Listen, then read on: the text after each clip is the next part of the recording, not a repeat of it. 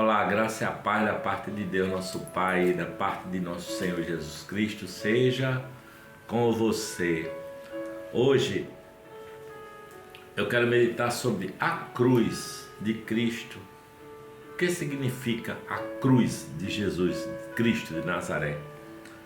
Para isso, eu quero ler aqui, olha, o capítulo 12 do Evangelho de João, a partir do versículo 20. E diz assim: Ora, havia alguns gregos entre os que tinham subido a adorar no dia da festa. Estes, pois, dirigiram-se a Filipe, que era de Betsaida da Galileia, e rogaram-lhe, dizendo: Senhor, queríamos ver a Jesus. Filipe foi dizê-lo a André, e então André e Filipe o disseram a Jesus. E Jesus lhes respondeu, dizendo: É chegada a hora em que o Filho do Homem há de ser glorificado. Na verdade vos digo que, se o grão de trigo caindo na terra não morrer, fica ele só. Mas se morrer, dá muito fruto. Quem ama a sua vida, perdê-la-á, e quem neste mundo aborrece a sua vida, guardá-la-á para a vida eterna. Se alguém me serve, siga-me, e onde eu estiver, ali estará também o meu servo, e se alguém me servir, meu Pai o honrará.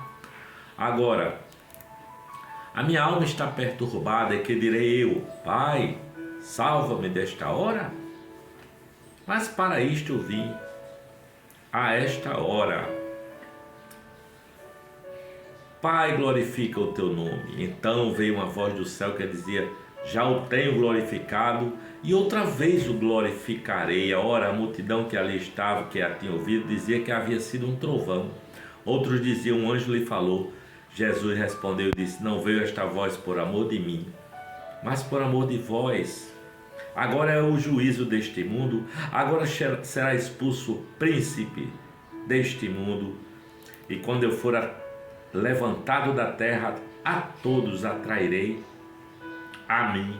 E dizia isso significando de que morte havia de morrer. João 12, do versículo 20 ao versículo 33. Quando a gente celebra a ceia do Senhor, a gente celebra o pão, significando o corpo partido de Jesus, e o vinho, o sangue derramado, não é? E ele disse que quando celebrássemos a ceia, fizesse isso em lembrança dele, não é? Lembrança da morte dele naquela cruz. Por que Jesus escolheu ser lembrado pela sua morte, pela morte de cruz especificamente? Ele poderia ter escolhido ser lembrado por ter caminhado sobre as águas, ele poderia ter sido lembrado por ter ressuscitado mortos, ter dado vista aos cegos, expulsado demônios, por ter sido um grande professor, ensinador, mestre. Mas ele pede que nós rememoremos ele como o crucificado, aquele que morreu naquela cruz e se entregou àquele espetáculo de horror, não é? Que era a cruel forma de executar os bandidos, os criminosos, os ladrões que Roma condenava essas pessoas a essa morte cruel, não é?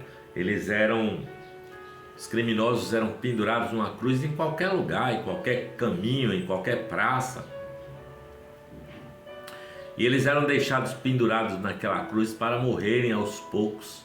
Eles tinham seus corpos maltratados, eram espancados, eram torturados pelos soldados romanos, eram feridos. E eles eram crucificados completamente nus, para aquela vergonha pública, não é? E eles iam morrendo até morrerem e não tinham direito a uma sepultura. Eles apodreciam ali em público. E Jesus diz: lembre-se, quando vocês fizerem a ceia, lembre-se do meu corpo ferido, lembre-se do meu sangue derramado. em favor de vocês. Sempre que vocês cearem, lembrem-se deste momento. Jesus olhava para a sua cruz, a sua própria cruz, de uma forma diferente, não é? O texto que nós lemos diz que alguns gregos queriam tirar Jesus daquela condição, provavelmente queriam levá-lo para a Grécia. Já tinham notado que ele era um ser humano excepcional e que ali os romanos já estavam, o sinédrio já estava mancomunado para matá-lo. Eles queriam livrar Jesus da cruz, não é? E esses gregos falam com Filipe, com André, Filipe fala com André, os dois procuram Jesus e Jesus diz: não, chegou a hora de eu ser glorificado, foi para isso que eu vim, para essa hora, não vou fugir dessa hora. É exatamente o que Jesus diz: eu não vou fugir dessa hora, sabe? Foi para essa hora que eu vim. Chegou a hora de ser glorificado o Filho do Homem, não é? E foi para essa hora que eu vim, disse Jesus. Mas ele também disse: agora será expulso o príncipe deste mundo, não é? E ele diz também que a semente de trigo caindo na terra, se não morrer, ela fica só, mas se ela morrer, ela dá muito fruto, não é? Porque Jesus olha para a cruz, vendo que está nascendo uma nova realidade, através desse horror, desse espetáculo horroroso, está nascendo uma nova realidade, não é? Chegou a hora, será expulso o príncipe deste mundo, o príncipe deste mundo foi julgado, não é? E eu, quando for crucificado, o termo que ele diz, eu quando for levantado, significava que ele seria crucificado. Era uma forma de dizer que o cara será crucificado, será levantado. Quando eu for levantado, a todos atrairei a mim. Agora, quem são os responsáveis pela crucificação de Jesus? Todos nós. O sinédrio, que era a religião vigente lá dos judeus, não é?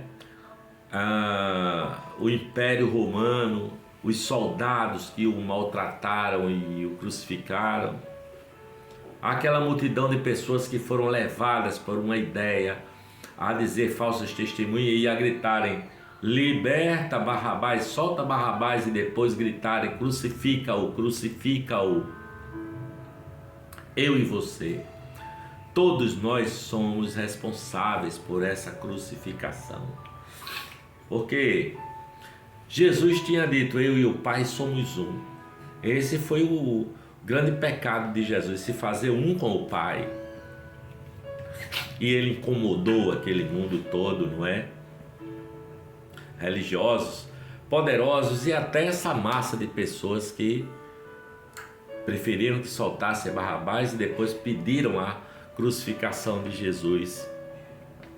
Mas ele diz que com aquela crucificação foi expulso o príncipe deste mundo, o diabo perdeu, foi despojado o poder das trevas no mundo, não é?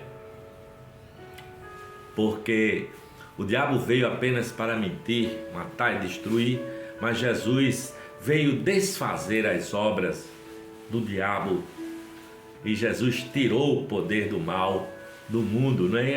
Existe o mal no mundo? Existe, mas Jesus já tirou o poder dele. Na cruz o diabo perdeu completamente, o inferno se acabou, a morte morreu, porque ele ressuscitou dos mortos para nos dar vida eterna, não é? E agora, já passados mais de 2000 anos, nós estamos aqui atraídos por Jesus. O véu do templo rasgou-se de cima até embaixo, não é? O que impedia a entrada ao Pai foi rasgado, o diabo foi expulso, o diabo foi vencido. E através do crucificado nós recebemos vida abundante, passamos a ser um povo de Jesus Cristo de Nazaré, um povo de Deus, um povo que em vez de odiar, ama, em vez de condenar, perdoa. povo que vira outra face, sabe? Um povo que, segundo disse Jesus, toma a sua própria cruz, vem, siga-me e terás vida e vida à mudança. Esse povo do crucificado é o povo que não quer a violência no mundo, aliás, é anti-violência. É um povo que acolhe, é um povo que ajuda o necessitado, sabe? É um povo que, se você chamar a caminhar 1 milha, ele vai com você 2 milhas. Portanto, ame, se preciso for, perdoe 70 vezes 7 por dia, ame até o seu inimigo, sabe? Porque através da morte, da cruz de Jesus, da morte do crucificado, você recebeu vida, vida abundante, vida eterna, em nome de Jesus, amém.